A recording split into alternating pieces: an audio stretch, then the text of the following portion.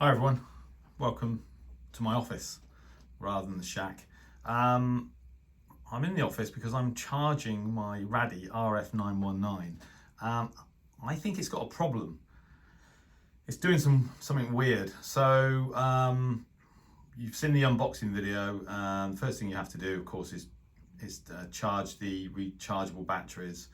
It comes with a USB 5-volt C type cable to do that. So recharge the batteries or charge them fully. They were partially charged when I opened it, and use the radio for a bit, and then you switch the thing off with either 3 bars full battery or 2 bars, and then you don't use it for 2 or 3 days, and you come to switch the thing on again and it's completely flat. So the two rechargeable batteries have completely discharged, such that you can't even switch the thing on. It's lost the time, date, etc.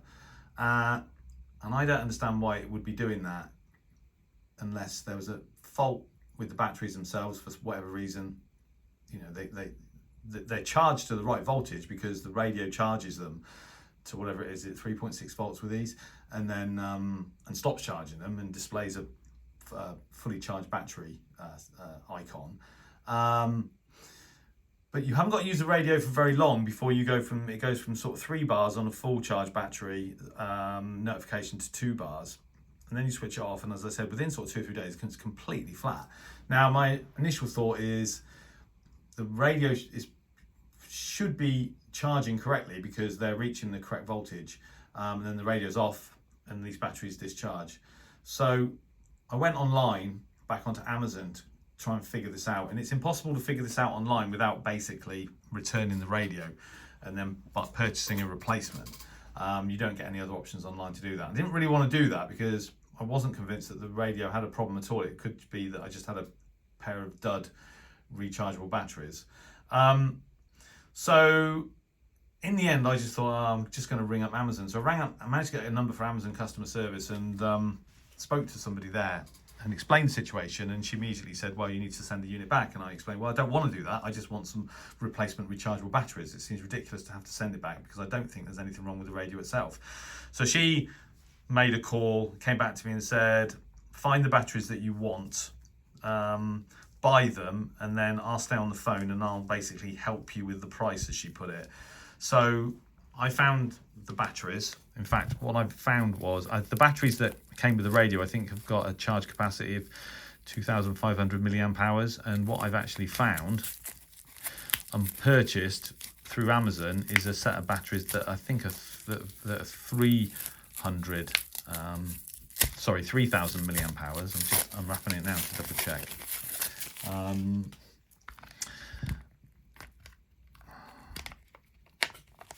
Here we go. I don't know if you can see that. So 18650. I've got my glasses on, but I can't see if it's got the charge capacity on it.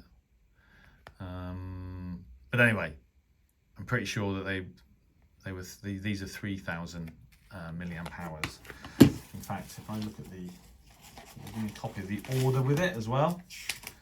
No, just some safety notices. So anyway, so I bought these batteries and they cost me just over 18 quid. And to compensate me, the girl at Amazon said that I'm going to issue you a £20 gift voucher to offset the cost of you having to buy another set of batteries. So what a great deal. So I bought these batteries. I'm going to put them in the unit, and hopefully that resolves this discharging issue. Like I said, you don't expect to have batteries in a radio and only not use the radio for 2 or 3 days and find that they've completely discharged, unless there's some kind of current drain on the radio itself. It could be that there is an issue with the radio, I don't know. But the first thing to check, of course, is to replace the batteries and see if the problem goes away. So thank you to Amazon for covering the cost of a set of replacement batteries, plus about £1.50. That's really nice of them. They won't do that. They said it was a one-off thing because I'm a good customer. I do tend to buy quite a lot of stuff off Amazon. So I'm going to put these in there.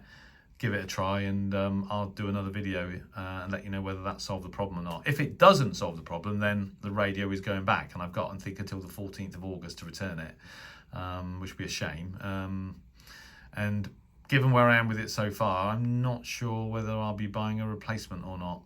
I'm sort of still unconvinced really about this radio, particularly for £240.